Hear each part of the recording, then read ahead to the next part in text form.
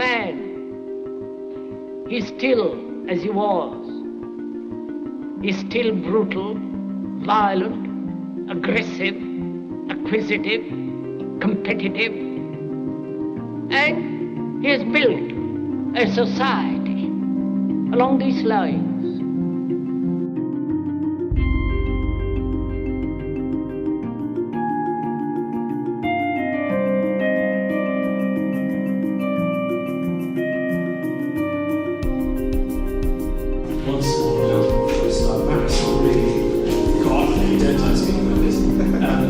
One thing before I start, remember your phones. We love tech. Oh, look how many people forget. 15 years. Yeah, please put them on silent or whatever doesn't disrupt my Shakespearean flow.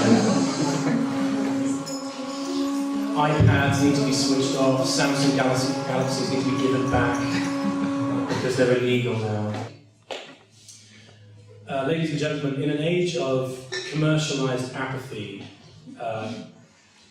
televised distraction, and where it's cool not to care, or in an age like ours in which the fundamental logic of these structures that run our lives are more and more cleverly masked by PR, marketing, and euphemism, I consider any interaction that we have with each other about questions of our social model as extremely valuable. So I thank you in advance for giving me your own time on a subject as challenging and as emotionally vested as the monetary system, especially right here where we are in the belly of the beast, so to speak.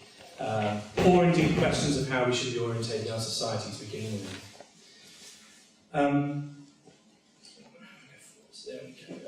The focus of this talk are as follows then. Number one, I'm going to be talking about the unresolvable issues of the monetary market system. These are elements that are systemic issues not only to capitalism, but to the very entity and organisation of money itself. They are inherent problems that will lead to collapse of any system in which it appears as a regulating force.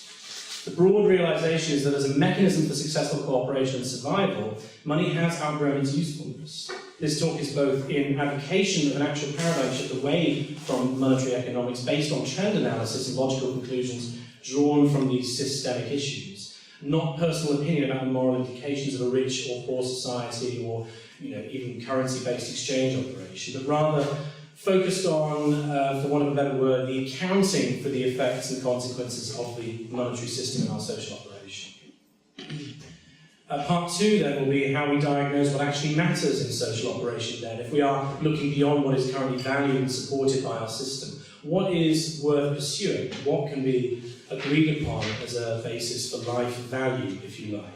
In other words, what sets of priorities should we be considering before we can move away from what we have now? Where do we need to go from here? Lastly, I'll discuss the resolution of the systemic issues we see at hand, a move to a resource-based model of global life, and what effect does such an economic shift present to us, and what is supported by such a system, and why? We'll have a Q&A session after that. So part one, amongst the many issues with the monetary system, I want to characterise four as chiefly important when it comes to assessing the viability of the system. The first is the value of money, or what is considered to give money value. Contrary to the belief that money is actually either backed by a tangible asset of some inherent value, like gold or silver, or that it is itself already the tangible asset. Contrary to that, money is manufactured out of debt to begin with, and as such has no actual value whatsoever. It is what is known as fiat money, an empty promissory note given value by two things: the general belief in money's value and the scarcity in the money supply. So this realization that the monetary system is essentially a mutually shared illusion, inheriting some of its power from acceptance through exposure to its system, is an important one that should play some role in freeing us to be able to step back and reconsider it as something that can be isolated as a contrivance, and one worth updating or surpassing. 90% of human history was pre-monetary or non-monetary, and it was based on the so-called real economy. This article from The Onion is, of course, satirical. US economy grinds to halt as nation realises money is just a symbolic, mutually shared illusion. What was very interesting, though, when it was put online, is the juxtaposition you get with an advert for African poverty, and an advert about it. So you end up not being able to know what's real and what isn't in that sense, thanks to the internet. So, and yet, despite this sort of implicit understanding that money is a human contrivance, there's nothing true about it in that sense. Money is even more fictive than its relative new status in human history or its existing necessary belief system, which is required for its validity. It's actually even more insane than that. The manufacturing of money also demonstrates its complete divorce from reality. Money comes into existence, some of it right around the corner from us, in many ways as it's loaned from a central bank to a commercial bank or any financial institution that dots our society. It's lent to the market and would be extinguished by its ultimate repayment by the commercial bank to the central bank. In other words, money is created by producing a debt. It is manufactured on liability, not on value. Upon receipt of this money transfer from the central banks, it is then lent out to you and me directly in the form of a mortgage, where actually most money is created from, or a credit card, or indirectly in the forms of business loans or other funding that ultimately might meet our bank accounts as salaries or something similar from an employer. The problem is that as the money is being lent from a bank to an individual, it's also being created out of thin air on the spot as a bookkeeping entry every single time it's lent, or every single time it's borrowed, depending on how you're looking at it. Certainly, if I borrow 10 grand, it is being lent to me from a bank. However, not only is money invented by the borrowing of it by commercial banks, the cycle is extended into the further lending that banks do. If I deposit that 10 grand into another bank account, either by paying someone or simply paying into some account, the money then sits there and can be lent out again. This time the bank shaves off a reserve. Let's see if I've got anything. Very good. All right, you can read that while I'm talking. Traditionally, this reserve was like 10%, so of a 10 grand deposit, 9,000 is lent out, and 1,000 is kept as a reserve. Except that actually 9,000 is created on top of the 10 grand. As Modern Money Mechanics, the workbook published by the Federal Reserve Bank in the branch in Chicago, says, of course they, the banks, do not really pay out loans from the money they receive as deposits. If they did this, no additional money would be created. What they do when they make loans is to accept promissory notes in exchange for credits to the borrower's transaction accounts. Loans, assets, and deposits, liabilities, both rise by $9,000. Depositing this in another bank will of course raise the bank's reserves to $9,000 too. However, even while deposited, that money can also be lent out. The bank lays aside this fictive 10% and then loans out $8,100 in new money. Of course, not from the deposit, but invented on top of the deposit. $8,100 in new money that has never and will never exist as value, but as debt. This goes on and on and on. A deposit of 10 grand will engineer new money out of nowhere to the tune of £100,000.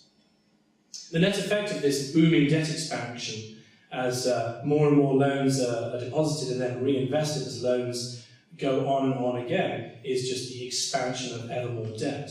All money is literally created by the process of indebtedness. It has no value. All money in your account is someone else's liability. And every penny in your wallet is owed by someone to someone else, and ultimately all of it is owed to the banks. This enmeshes debt chain. Sorry, let's start again.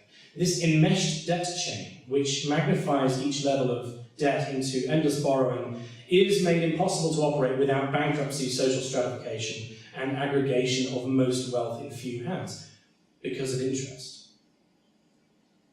Not only are we all carrying magnified debts in the form of valueless money, but we don't even have enough money to pay back the money that was created. Practically all loans are loans at interest, and each time new money is lent, interest is charged on that as well. And most importantly, to realise about this phenomenon is that the interest that needs to be repaid is not created in the money supply.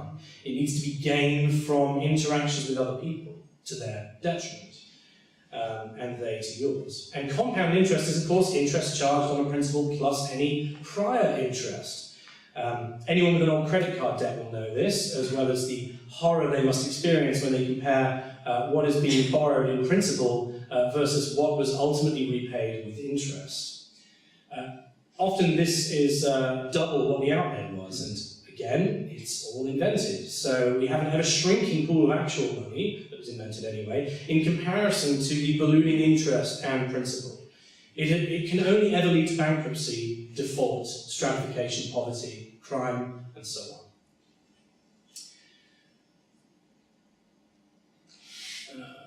Make sure.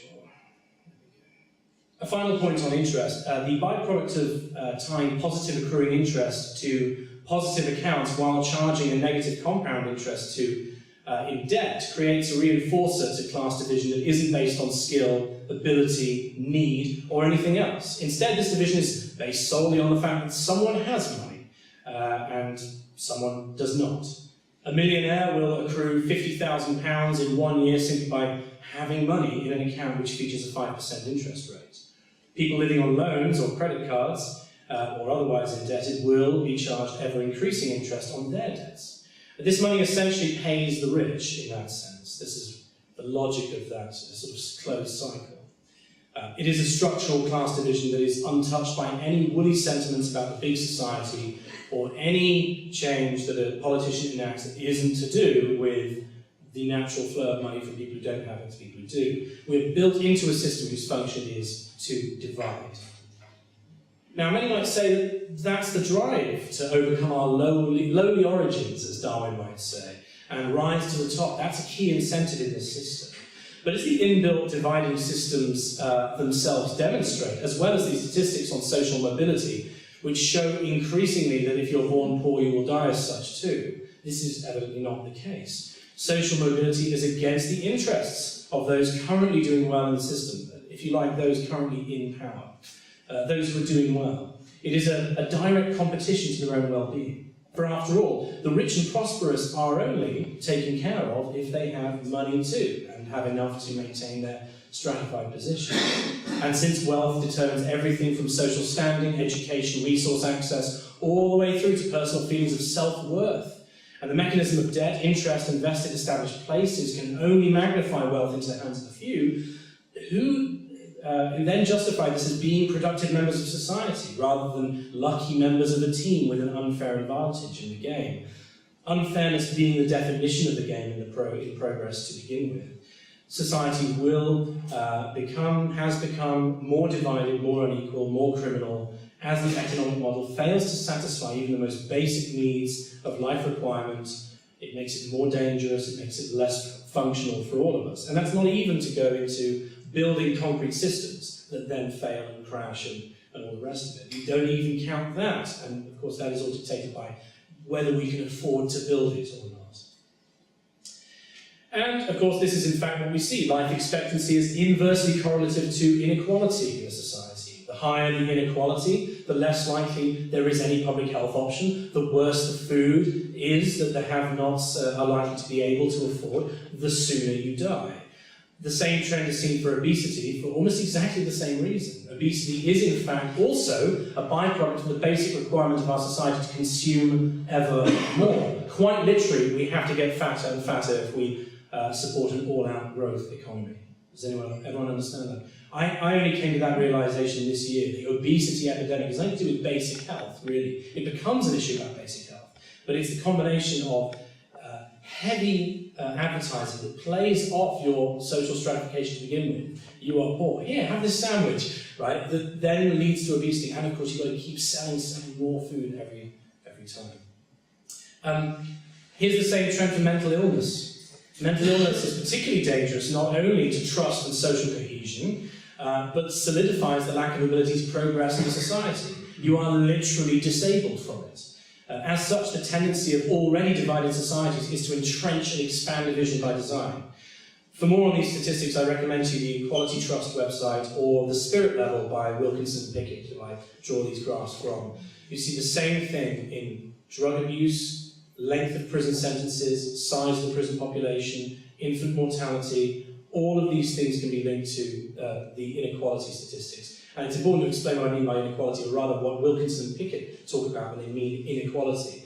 It's not the finite level of wealth. It's not the, everyone's a millionaire in this society and they have like 20 people who have $2 grand.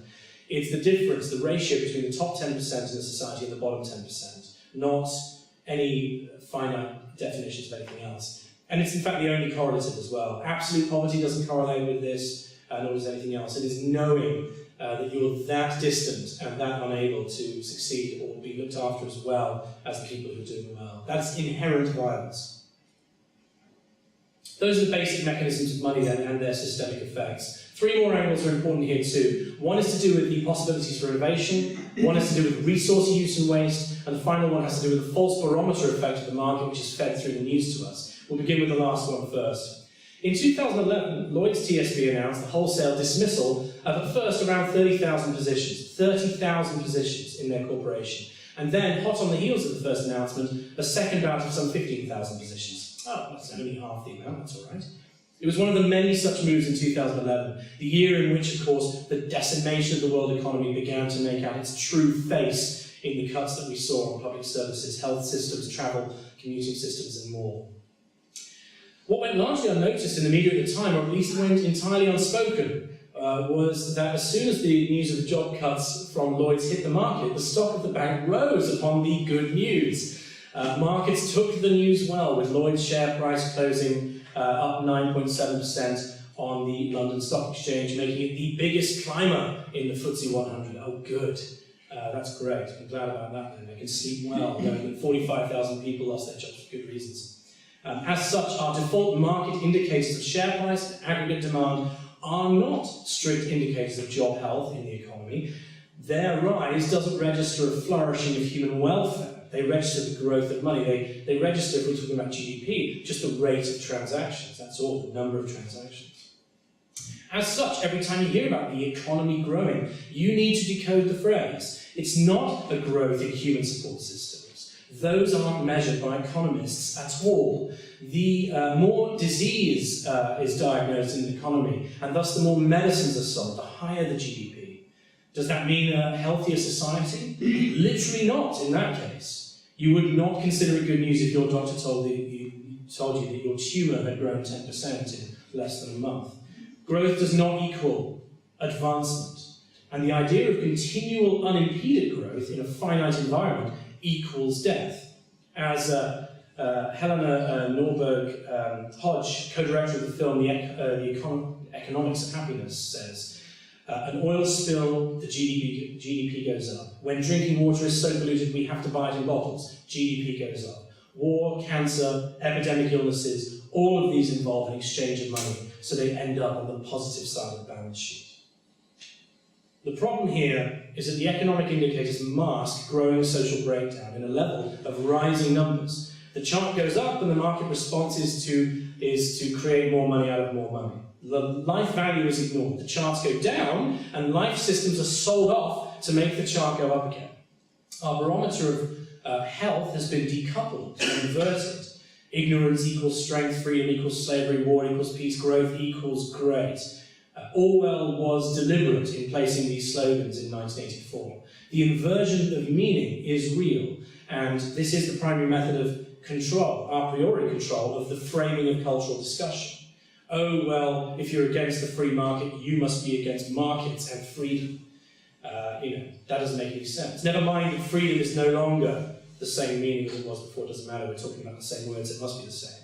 It is freedom to infinitely pursue money creation by money possessors. On the point of innovation, I've spent quite some time on this subject in a lecture titled The Innovation War, which can be found online. I'll summarise here the basic effect. Any established institution, very much like the established individuals that we were speaking about, must maintain their position to the exclusion of all competitors, including newer, better, more effective or cheaper practices. The electric car, or any transport which is clean, safe, fast or resource efficient, is, as technologically possible, is absolute anathema to the industries of automotive production and automotive repair. The more repairs, the better, in fact, for the economy. New, better solutions are not promoted, even by the profit motive. They are, in fact, hindered. MBA Online published a unique study 2 months ago in which it dissected the phenomenon of patent trolls in the American Silicon Valley innovation landscape. I say unique because it was animated with cartoons of people with lightsabers. Patent trolls are organisations that deliberately set out to own and profit from patents without doing any innovation themselves, not actually producing anything. Amongst the facts displayed by MBA Online, we learn the following. 270 lawsuits which cost money, energy and time and more, were filed in 2011 for patent infringement. The total defence cost is in millions. Millions which could have been spent on, you guessed it, innovation. This is a massive wastage on a grand scale. And the trend is set to get worse. Patent litigation has nearly doubled since 1991. Google acquired Motorola this year for its patents, meaning $12.5 billion was spent on the freedom to innovate without hindrance. That's really what it was. They were buying them for their thousands of patents that they held. What would $12 billion in investments in Google's clean tech venture arm, Google.org, have been? In fact, they recently cancelled their venture to try and find a cheaper renewable energy source than coal. They cancelled that. Maybe $12 billion would have been quite good at that. Instead, it's wasted on forced purchases of ideas to prevent lawsuits. Google aren't the bad guys here, nor Motorola. It's the logic of the system that forces these acquisitions, forces that kind of litigation. And this trend is seen in medical care, general technology, housing, and more. It retards our society in every way. And the worst thing is it retards it in a way that we don't see, because we just don't see the things that aren't produced. We don't see things that are great and are then got rid of. We just don't see the potential at all.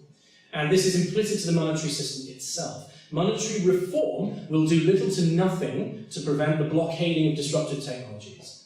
Meanwhile, millions more die, and our possibilities for overcoming problems through scientific advances still remain with us. As long as you have to defend your position in society with monetary gains, everyone collectively loses. Finally, resources and production. Every company in a monetary system is forced by cost efficiency, another inverted word, meaning that it has nothing to do with real physical efficiency at all, to produce every good or service at the lowest possible unit cost, using the cheapest make-do resources, and then sell them at the highest possible price. Anything less than this, and the competition is winning your market share. This produces three negative consequences. In particular, one, items are manufactured poorly and thus break down during use. Mobile phones, televisions, and more are in fact calibrated to break down within time frames as narrow as particular months. Who here has a mobile phone that keeps breaking down? Did you buy another phone since last year, or the year before, and the year before that? Even if you didn't, millions are. In 2004, we already had something like 11 million phones that were being thrown away every year, filled with minerals that take billions of years to be recreated. Of course, on the flip side, this is actually a source of further income to that company.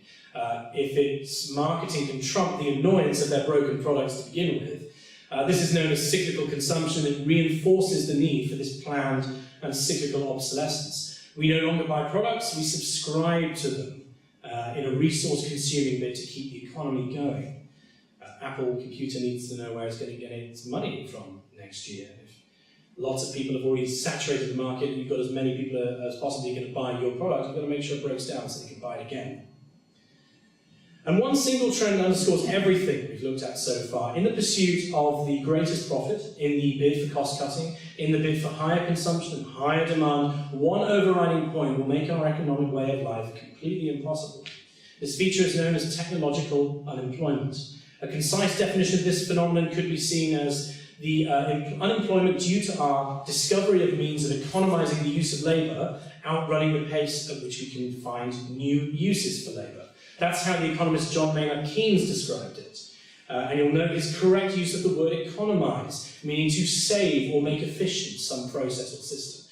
Today's economy, as we've seen, in this sense of the relationship of resources and operation, is in fact an anti-economy, another word, inversion. I have to read that, just in case you can't see it. The role of humans as the most important factor of production is bound to diminish in the same way as the role of horses in agricultural production was first diminished and then eliminated by the introduction of tractors. Very, very important. That was Vasily Leontiev, one of the German economists who is onto something, I think. Automation has steadily been reducing labour availability in the market. Once upon a time, the displaced jobs were usually caught up in an emerging sector. Agricultural automation was caught up by the industrial sector. 60% of Americans worked in agriculture in 1860. Agriculture was the economy. Today, less than 1% work on agriculture, and we're dealing with a much higher output of production. Productivity, when we look at the trends, is positively influenced by mechanization. It's inverse to employment, in fact. But what we have seen, hot on the heels of the farming revolution, was of course the industrial revolution as well. And at the very core innovation, the very core technology of the industrial revolution was the very process of employing machines for greater productivity and new possibilities anyway. So it didn't take very long for manufacturing to be something that employs, in fact, 8% of the American economy now. And exactly the same thing is obviously happening here. Those innovations, those agricultural revolutions and so on are, in fact, of course, they were created in the UK, weren't they, sort of? In tandem, at least. This automation will not stop. McDonald's, Tesco, Sainsbury's, Boots, Morrison's and more are slowly replacing tills with automated checkout. Online shopping now dominates high street transactions, and online shopping is 100% automated, if you think about it. Orders are submitted to systems, not to people. Machines carry the workload of several former employees, especially within manufacturing. They don't get sick, bored, tired, need healthcare, holidays, payroll tax. They're faster, more exact. They're faster, I wrote faster twice, more exact, and can be employed for 24 hours a day, and don't yet demand labour unions. Not yet. They will one day. Automation is cheaper, more efficient, and offers the basis for the true possibility of a post-employment economy, an era in which humanity is at last free from repetitive, non-inspirational labour. And automation will increase as technology feeds off itself and follows an exponential pattern, doubling human knowledge every 13 months. 13 months ago, we knew half what we know now. In another 13 months, we'll know twice as much as we know now. Stop and think about how much that is. Doubling the size and spread of the internet on a yearly basis, doubling information transfer speed, information volume, and shrinking exponentially in size in these machines.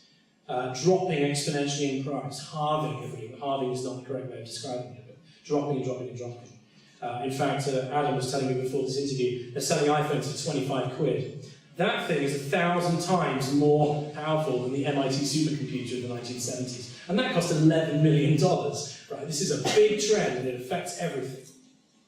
It means that ultimately automation is going to be much cheaper than human labour, even if you think you're special, even if you think your job somehow isn't technical. Even if it was, what are you, 1 of 10, 20, 30%? What if it's 50%? How are we going to do with 50% unemployment? That's what you'll have.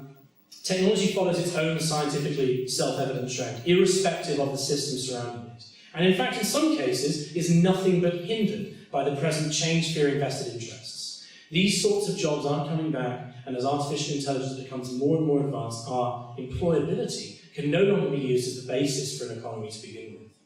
At this point, we need to begin to focus on the emerging paradigm then.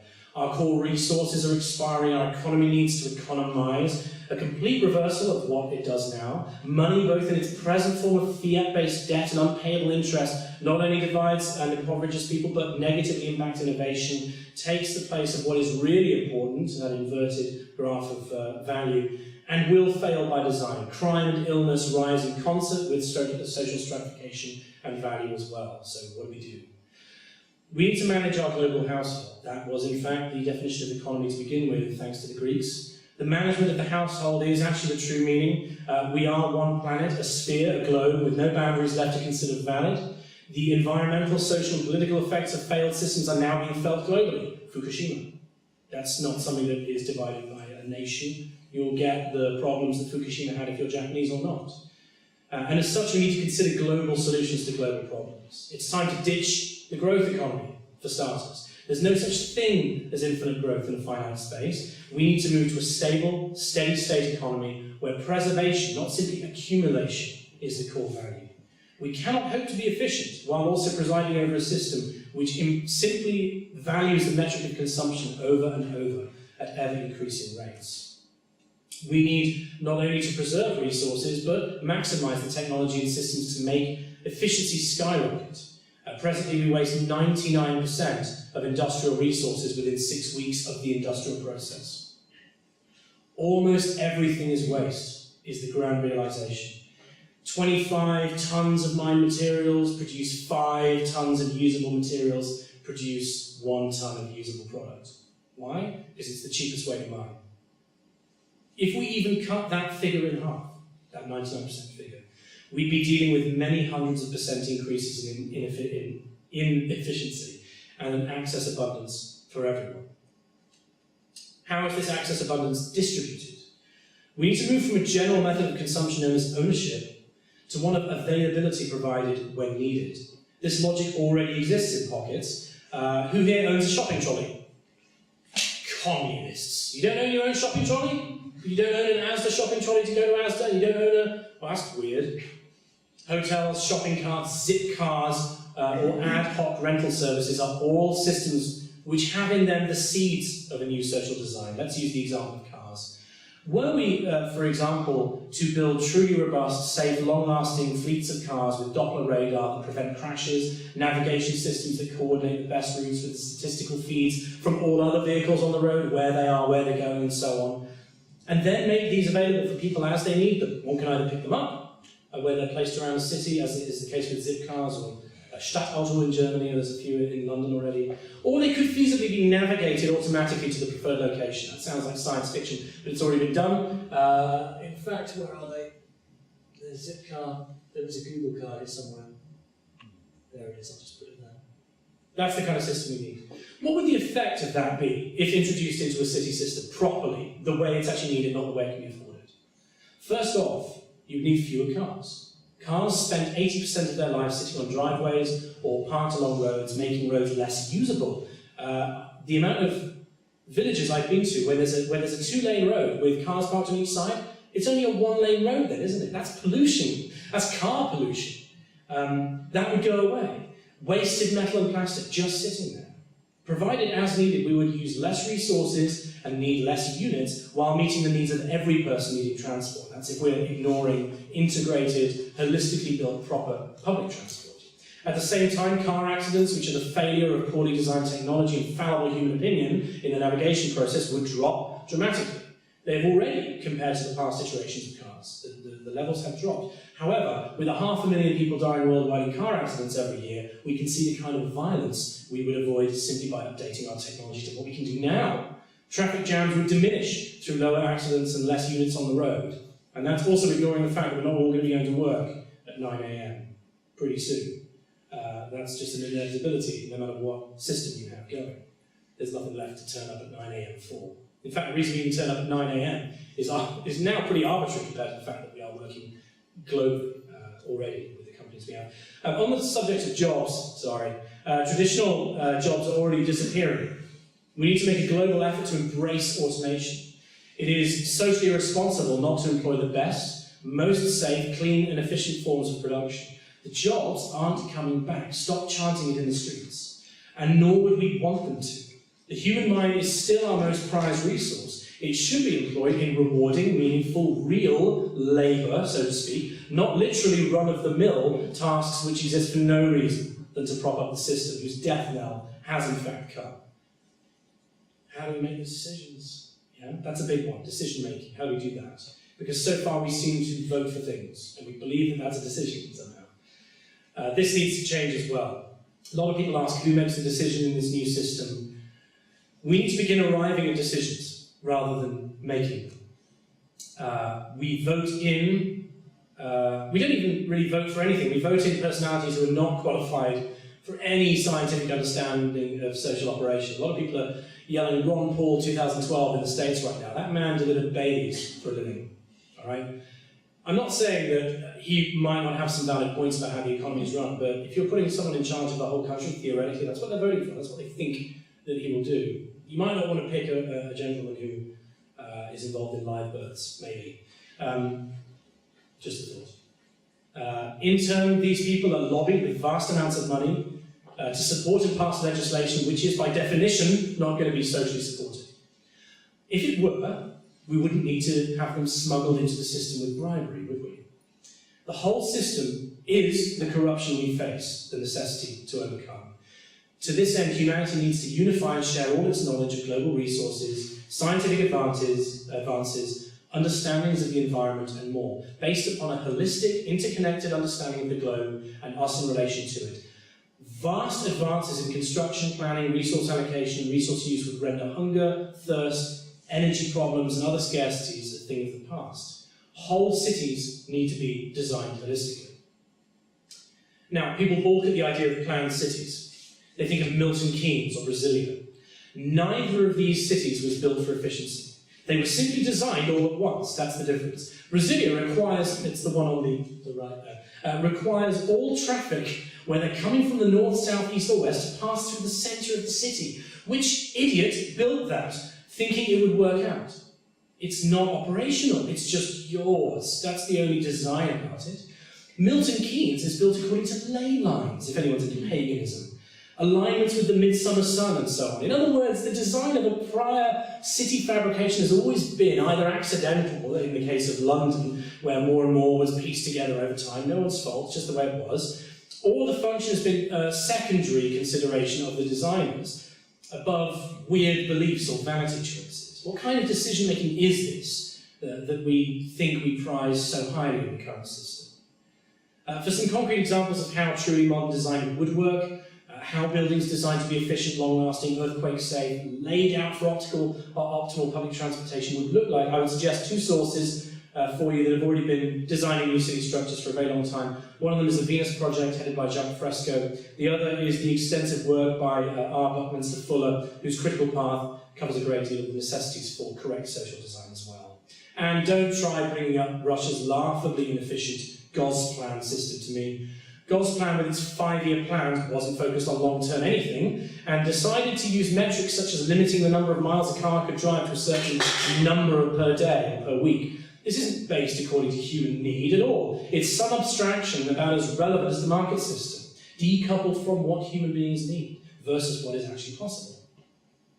Renewable energy, so long now a victim of underfunding and lack of development, not to mention rampant corporate lobbying designed to sideline or block true innovations in the field, needs to be made our central energy source. Solar, wind, tidal, geothermal and so on must be placed into our social structure in lasting, efficient, upgradable ways, not the way we do things now, cheaply, messily, slowly against the grain. If we are serious about energy, and we do need energy, and then we just do it, regardless of the invented, overinflated costs, we will see incredibly, seriously awesome results if we do that. A drop in air and water pollution, which has caused species extinction spasms 1,000 times higher than the normal rate, would be the least of our benefits from such a system. How do we get such a civilization then, given everything in our path? Only mass awareness by the human population of the issues and their systemic and not personal nature will give rise to the drive towards a system of real freedom, real abundance, real material wealth, real safety, real toughness on the causes of crime, real toughness on the causes of poverty. Nothing but a complete reversal of this system represents our chance to reverse environmental, social and political collapse. The good news is that mass awareness is already well on its way. The 2011 Occupy movement, with over 2,000 encampments around the world, was a symptom of the growing unease, or in fact dis-ease, because that's the word disease, coupled with the growing realisation of our system's inherent flaws. The Zeitgeist movement has more than 500,000 members, just us. This is nothing, especially when considering that they are being produced within a system that structurally inhibits social reconstructive discourse through media ownership and the trains of thought that are built into a syntax that presupposes the validity of institutions that we are surrounded by. Where did I go backwards? Yep. Sorry.